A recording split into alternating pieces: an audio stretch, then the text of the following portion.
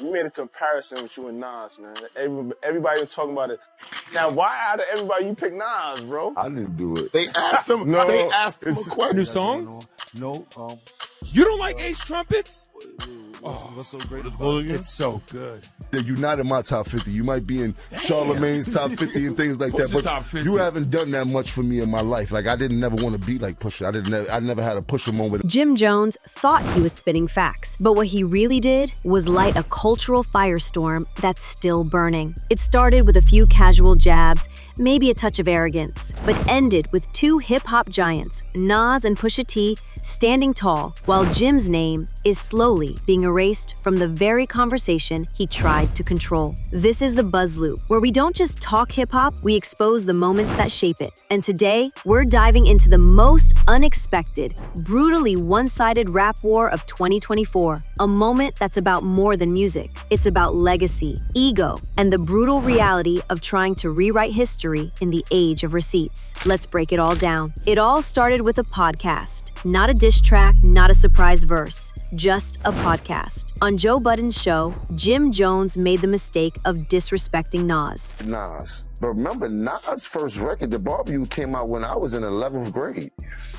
So Nas was my idol when I was young. Like you did, came to dressing, the wordplay, the music, everything. I was a superior Nas fan. Period. I'd never take that away from him. But then as I got in the game, you got to realize that your rivals would be idols, and not to take anything away from that. I developed my own style and my own lane that these kids start to gravitate towards the same way I gravitated towards Nas when I was younger and things like that. It's a whole different generation. Not subtly, not accidentally. We're talking full-on cultural erasure. He said Nas didn't influence him, that his son couldn't name a Nas song, that Nas was never really that impactful. Then he had the audacity to say he made Nas go viral again. Like, what? Imagine being a pioneer of the culture and hearing someone who came up after you say you were never really that big of a deal. And this wasn't coming from a new school artist trying to push boundaries. No, this was Jim Jones, Dipset legend, sure, but a legend who never really touched the kind of lyrical or commercial success that Nas has built over decades. And let's talk about Nas for a second. Nas isn't just a rapper, he's a movement. From Illmatic, which is literally studied in universities, to his King's Disease trilogy, which proved he's still elite, Nas has never left the game. In fact, in the past 5 years alone, Nas has done more for hip-hop than most rappers do in a lifetime. Grammy wins, critically acclaimed albums, sold-out world tours, and $1 billion real estate and tech investment portfolio. Nas is building generational wealth while still dropping bars that cut through the noise. So, when Jim said Nas was never that impactful, the culture didn't just roll its eyes, it snapped. Overnight, timelines were flooded with Nas's accolades, his stats, his influence. Fans pulled out side-by-side receipts showing every major moment Nas has delivered. Into light and started going crazy that these kids love me. They don't really know who Nas is. If he's 22, he's born in 03. Not all of them. Some of them know. You know what I mean? A lot of them know. And every moment Jim hasn't. You couldn't scroll Instagram or Twitter without seeing Nas's classics and Jim's quotes being laughed out of the room. But the drama didn't stop there. Jim wasn't content with just shading one legend. He had to take a swipe at another, Pusha T. He claimed Push was overrated, not top 50, and didn't really influence anything. I never had a Pusha moment, he said. Nobody wanted to dress like Pusha T. Nobody really talks like him. The tone wasn't competitive. It was dismissive. But here's the thing. Jimmy boy, you should have never brought this up. Y'all are only 3 years apart. And Nas is just like murdering you. You asked us to look up the stats and here they are. Like Jim Jones, like you got a couple songs. I mean, like literally it's a couple. But we're talking about Nas. Let me show y'all Nas's last projects. Nas been getting it in since 2018. Jimmy, when the last time you put out an album? Oh, would you look at that? You have been dropping music. You really been dropping music. But nobody's heard it. Nobody's listening. Pusha T doesn't respond with noise. He responds with precision. While Jim was running his mouth on podcasts, Pusha was plotting something deeper, and he chose the biggest stage possible to respond. Not on SoundCloud, not on YouTube, but Paris Fashion Week. The Louis Vuitton Spring-Summer Show, to be exact. Imagine it. Jay-Z, Beyonce, Rihanna, Pharrell, LeBron James, all in the front row. And suddenly, the music changes. An unreleased track by Pusha T and his brother No Malice blares through the speakers. But Nas always came up second to Jay and DMX and all these other people. Like, Ain't no shame in that. There a lot of mofos came up second to Tom Brady. He never had that type of influence on us, except for his first album. All of this over a hot take nobody asked for. A one-man mission to rewrite hip-hop history, and now he's getting cooked for it. Most folks would apologize, or at least go quiet. Not Jim backing down. Nah, he went full throttle. He pulled up on nightcap, stared Shannon Sharp dead in the face, and tripled down. Said with his chest, Nas never had the influence people think. Then he took it even further, claiming Nas was always in second place.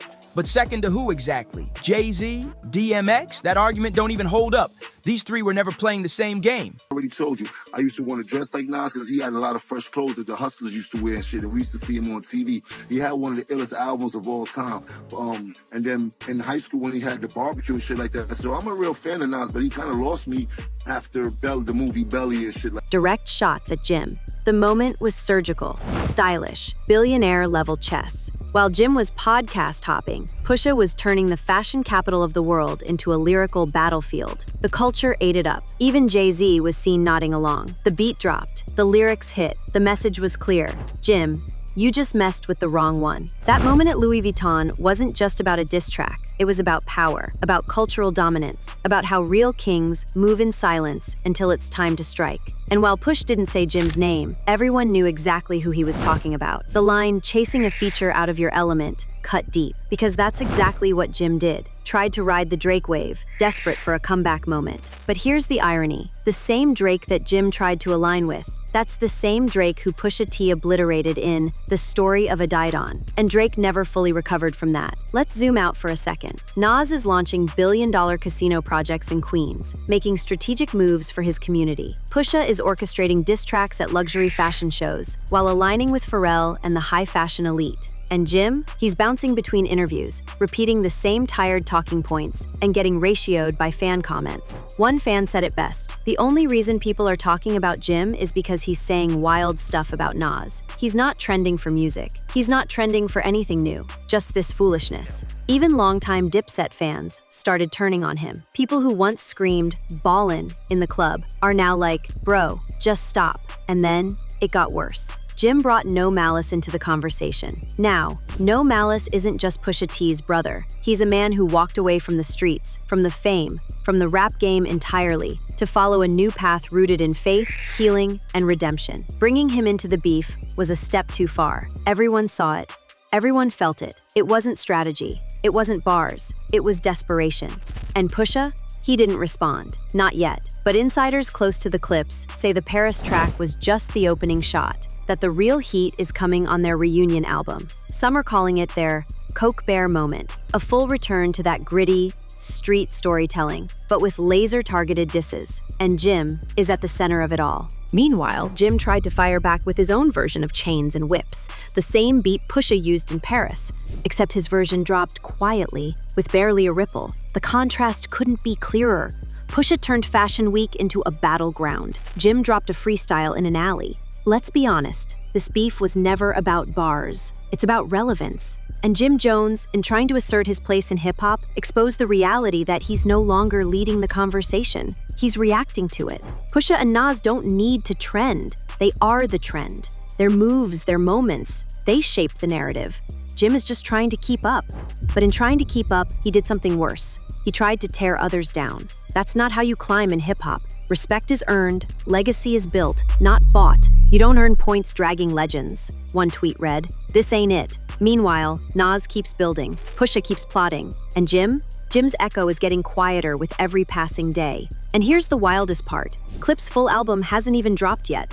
The real response, the nuclear-level heat, that's still incoming. What we've seen is just the prelude. So if you thought it was over, think again. This ain't just about rap, it's about respect, about legacy. And Jim Jones might have just written himself out of that story. Now we want to hear from you. Do you think Jim Jones crossed a line that can't be uncrossed? Or is he just a victim of cancel culture trying to speak his truth? And more importantly, can anyone really come back after disrespecting two of the most respected names in hip-hop? Let us know in the comments. If you're loving this deep dive storytelling, hit that subscribe button because the Buzz Loop is just getting started. We're on the journey to 3,000 plus subscribers, and your support takes us there. Tap that bell icon too so you never miss a drop of real talk, real analysis, and the moments that matter most in music and culture. Until next time, stay sharp, stay woke, and most importantly, stay in the loop, the Buzz Loop.